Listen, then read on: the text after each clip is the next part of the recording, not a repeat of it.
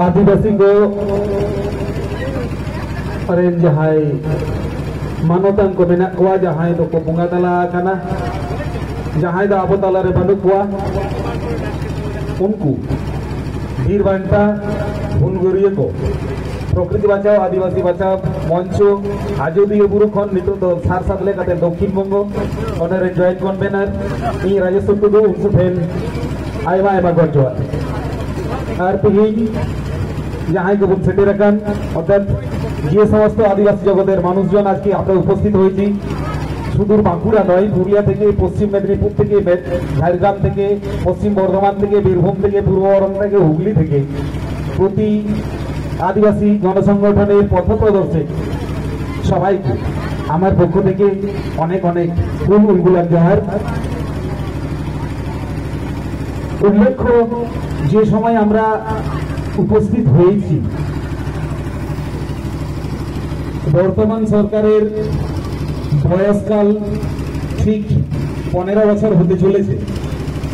এই 15 বছরের মধ্যে আমাদের র্যালির মাঝে থেকে যে সমস্ত স্লোগানগুলো উঠে আসছিল সেই স্লোগানগুলো যা কিন্তু ওঠার কথা ছিল না। আমি আপনাদের সামনে দু একটা স্লোগান তার মাঝে থেকে আমি তুলে ধরছি যে কয়লা গরু বালি চাকরি হচ্ছে চুরি বাংলায়, তার মাঝে আদিবাসীদের জাতি চুরি, রাজ্য প্রশাসনকে জানায় ঠিক ঠিক ঠিক। রায় খাতুন যাদব শর্মা চক্রবর্তী সেনগুপ্ত মন্ডল মাহাতো বলে এরা এগিয়ে যাচ্ছে বাংলায়, আদিবাসী অপদার্থ রাজ্য প্রশাসন জবাব দাও। জমির দলিল থেকে জাতি উল্লেখ বন্ধ হলো কেন, সরকার তুমি জবাব দাও। আসলটাই যে জায়গা থেকে এই ফেক এসটিদের উৎপত্তি, আমরা হয়তো ভাবছি ফেক এসটির উৎপত্তি ডিসিডব্লিউ থেকে, ফেক এসটির উৎপত্তি এসডিও অফিস থেকে, ডিএম অফিস থেকে, বিডিও অফিস থেকে, কিন্তু আমার ভাবনায় বলে ফেক এসটি উৎপত্তির আসল জায়গা বিএলআরও অফিস আর এসডিআর অফিস। একটা কথা মনে রাখবেন, যেদিন থেকে আমাদের দলিলে জাতিগত কথাটা উল্লেখ, সাঁওতাল, ভূমিজ, মুন্ডা ইত্যাদি উল্লেখ করাটা বন্ধ হয়ে গেছে, সেই দিন থেকে ফেক সার্টিফিকেটের শুরু। অর্থাৎ ফেক সার্টিফিকেট বের হচ্ছে এই কারণেই, যে সমস্ত ডকুমেন্টসকে নিয়ে এসটি সার্টিফিকেট তৈরি করতে হয় তার মধ্যে উল্লেখযোগ্যটাই হচ্ছে জমির দলিল, আসল পরিচয় পত্রটাই হচ্ছে জমির দলিল। সেখানেই উল্লেখ থাকে এই কতদিন এখানকার বাসিন্দা। এসটি সার্টিফিকেট দু ধরনের হয়, এসটি এ আর এসটি বি। অন্যান্য রাজ্য থেকে যদি আমাদের এখানে আসে তাহলে এসটি বি, আর স্থায়ীভাবে যদি বাসিন্দা হয় তাহলে এসটি এ। জমির দলিল যদি থাকতো আমাদের জাতির উল্লেখের কথা, তাহলে এই সমস্ত যাদব শর্মা খাতুনরা কখনো এসটি সার্টিফিকেট তৈরি করতে পারত না। আমরা হয়তো যে লড়াইটা লড়ছি সেই লড়াইটা এখনো সঠিক জায়গায় পৌঁছায়নি বা সঠিক রাস্তায় নিয়ে যেতে পারছি না বলে আমার মনে হয়। আরে SD office, DM office, BDO অফিসের থেকে আগে লড়াইটা শুরু হোক বিএলআরও থেকে, এসডিএলআরও থেকে টিএলও অফিসে। তারা কেন আমাদের দলিল থেকে জাতি কথাটা উল্লেখ বন্ধ করেছে? সেই শিকড়টা যদি না উঠাতে পারি, এসডিও এই পাঁচ নেতার কথায়, এই পাঁচ নেতার অঙ্গুলে হেলানে চলে। এই এসডিওর মেরুদণ্ডটা পাকা কেঁচোর মতো নুয়ে গেছে। এই এসডিওর কিচ্ছু করার নেই।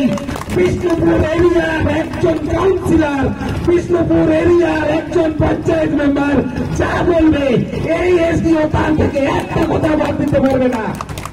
যদি বাদ দেখাতে পারে তাহলে বলবো এই যে বুকের দম আছে, তার শিক্ষাগত যোগ্যতা শক্তি আছে। আরে ভুলে গেছে এই এসডিও একজন আইএস পাস। আমি একজন নেতার কথাই কেন বলবো, শুধু বিষ্ণুপুর এসডিও কেন, তাম বাংলার এসডিও কে বলবো, তাম বাংলার ডিএমদেরকে বলবো, আপনি একজন শিক্ষিত মানুষ, একজন 8 পাস নেতার অঙ্গুলি আবেল চলবেন কেন? আরে বাবা, আপনাকে খুব বেশি হলে ট্রান্সফার করবে, মঙ্গল গ্রহে পাঠাবে না। বিষ্ণুপুর থেকে 24 পরগনার বিষ্ণুপুরে পাঠাবে, জলপাইগুড়ি পাঠাবে, 24 পরগনা সুন্দরবনে পাঠাবে। হবে পশ্চিমবঙ্গের ভেতরেই থাকবেন। সমস্ত এসটিও আর সমস্ত ডিএম কে যদি ট্রান্সফার করতে শুরু করে, রাজ্য সরকার ট্রান্সফারটা করবে কোথায়? আপনারা মেরুদণ্ডটা সোজা রাখুন। আর যদি মেরুদণ্ডটা সোজা রাখতে না পারেন, তাহলে বলবো আপনি ওই চেয়ারের যোগ্য নন। এমনও হতে পারে ফেক সার্টিফিকেট নিয়ে আপনি এসটিও হয়েছেন, ফেক সার্টিফিকেট নিয়ে আপনি এসটিও হয়েছেন, আর ফেক সার্টিফিকেট নিয়ে এসটিও হয়েছেন বলেই আপনার সেই ফেক সার্টিফিকেট ধারীদের কাছে আপনাদের এত দরদ, আপনার এত মায়া, যে আসলটাকে ছেড়ে নকলদেরকে মা থাকতে মাসিদের যত্ন করতে শুরু করেছেন।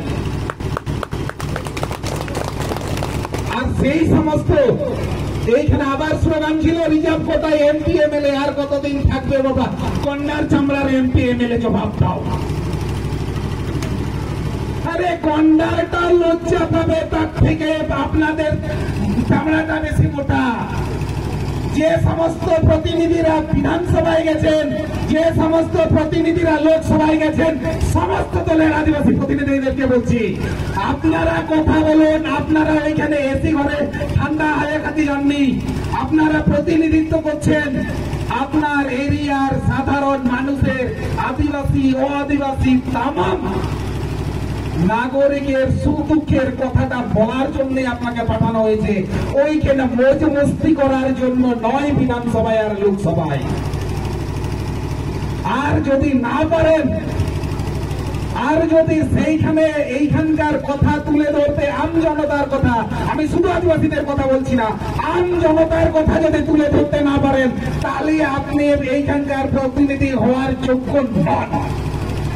এইবারে যদি আগামী আসছে ভোট, আপনাদের কোন পাড়ায়, আপনাদের কোন গ্রামে বা মহল্লায় যে কোন দলের রাজনীতিবিদরা যদি প্রচার করতে যায়, ঝাঁটা নিয়ে দাঁড়াবেন, ঝাঁটা নিয়ে দাঁড়াবেন। যে আমার কথা বলবে না, তাকে আমি ভোট দেবো না। দরকার হলে নেতাই দেবো, দরকার হলে নেতাই দেবো, দরকার হলে নিজস্ব প্রতিনিধি পাঠাবো। পারি আর না পারি, কেন পারবো না? আমাদের রাজ্যের দ্বিতীয় বৃহত্তম দল বিজেপি আসলে কি? আসলে জাতিগত সংগঠন থেকে বেরিয়ে আসা, আরএসএস থেকে বেরিয়ে আসা। তাহলে আমাদের এই পাল থেকে কেন রাজনৈতিক দলের লোক পাঠাতে পারবো না? একমাত্র জনপ্রতিনিধি ভাঙড় থেকে যে একমাত্র আওয়াজটা তুলে যাচ্ছে আইএসএফ থেকে, তার আসল চেহারাটা কি? সে জাতিগত সংগঠন থেকে উঠে আসা। তাহলে আমরা সমস্ত জাতি মিলে একতা হয়েছি, এইভাবে এসেছি। তাহলে আমাদের জাতিগত সংগঠন থেকে প্রতিনিধি আগামী বিধানসভায় কেন পাঠাতে পারবো না? বিধানসভায় আপনারা ঠিক করবেন, গ্রামের আম জনতা ঠিক করবেন যে আপনাদের প্রতিনিধি পাঠানোর প্রয়োজন আছে কিনা। যে সমস্ত রাজনৈতিক দলের প্রতিনিধিরা এখন প্রতিনিধিত্ব করছে, তারা এইবারে কেন, আসারবারে কেন, আপনার নাতি নাতনিরা যখন বড় হবে তখনও আপনার কথাটা বলবে না। যদি বলতে হয় একতা হন, যা হয়েছি তার থেকে আরো জোটবদ্ধ হন, নচেত আপনার কথা কেউ বলবে না আর কেউ শুনবে না। ইয়াং জেনারেশনকে অনুরোধ করবো, আপনাদের বয়স অনুযায়ী এখন যা যা করে যাচ্ছেন করুন, আমার কোনো আপত্তি নেই। খেলতে হবে, নাচতে হবে, গাইতে হবে, এটাও সংস্কৃতির অংশ, এটাও এই জীবনের অংশ। ওই কাজটা করার জন্য দ্বিতীয়বার জীবনটা পাওয়া যায় না। কিন্তু ভাই, আগামটা মনে রাখতে হবে। আমি আমার বয়সটা যখন, খেলার বয়সটা পেরিয়ে যাবে, নাচের বয়সটা পেরিয়ে যাবে, যখন তুমি সংসার জীবনে পদার্পণ করবে, তখন করবে এটা কি? সাবধান হয়ে যাও, নিজের অধিকার হরণ করছে অন্য কেউ। রুখে দাঁড়াও, যতক্ষণ না যুব সমাজ এগিয়ে আসবে। আমাদের বর্তমানের পথপ্রদর্শকরা কাদের হাতে ব্যাটনটা তুলে দেবে তোমরা যদি না আসো? এখন বিভিন্ন গণসংগঠনে যারা পথপ্রদর্শক আছে, তারা কিন্তু বেশিরভাগই বয়স্ক। তারা চাইছে তাদের বেতনটা যুবদের হাতে তুলে দেখ, তারা চাইছে আমাদের বেতনটা যুবদের হাতে তুলে দিয়ে যাব। কিন্তু সেই যুব সমাজ যদি না এগিয়ে আসে, তাহলে পরবর্তী দিনটা এতটাই ভয়ঙ্কর হবে যা আপনি কল্পনাও করতে পারছো না, স্বপ্নেও দেখতে পাচ্ছ না। আমি একই জিনিস নিয়ে বারবার যখন উঠে আসছে, আর দীর্ঘায়িত করব না। শেষে বর্তমান সরকারের অবস্থা, উদ্দেশ্য, লক্ষ্য নিয়ে একটা সরস্বতী কবিতা হঠাৎ করেই মনে হলো এটা লিখে ফেলেছি। যদি এই কবিতার মাধ্যমে কারো গায়ে লেগে থাকে বা গায়ে লাগে, যদি আমি সীমা লঙ্ঘন করে ফেলি, নিজ গুণে ক্ষমা চেয়ে রাখছি, ক্ষমা করে দেবেন। কবিতার নাম এগিয়ে বিশ্ব বাংলা। লেখার তারিখ 25/8/25। স্কুলের টিফিনের সময়, আমি কর্মক্ষেত্রে একজন স্কুল শিক্ষক, স্কুলের টিফিনের সময় ফাঁকা পেলাম বলে এই কবিতাটা লেখা। জানি না আপনাদের মনে কতটা দাগ কাটতে পারবে। কবিতাটার নাম এগিয়ে বিশ্ব বাংলা। সময় দিন মাস বছর পেরোতে পেরোতে এলো সেই মহেন্দ্রক্ষণ নির্বাচন 2011 সাল। ট্যাগ লাইন হলো বদলানোর বদল চাই।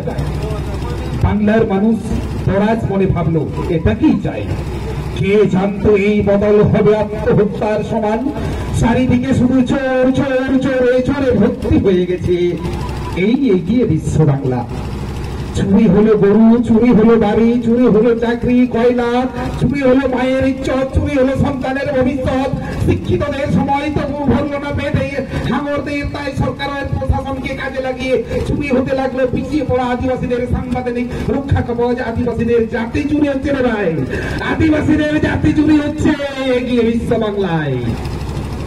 সরকারি পদান্নতায় মদতে কিছু অমেরুদণ্ডী এসডিও পিএমদের সহযোগিতায় কর্মকাণ্ডে আদিবাসী তকমা পাচ্ছে হালদার, বিশ্বাস রায়, যাদব শর্মা মন্ডল, মাহাতো সেনগুপ্ত, শেখ খাতুন চক্রবর্তী কোলে নামক উচ্চবর্ণের ধ্বজাধারী বহুরূপীরা। তাজ্জব হবেন না, এইটাই এগিয়ে বিশ্ব বাংলা।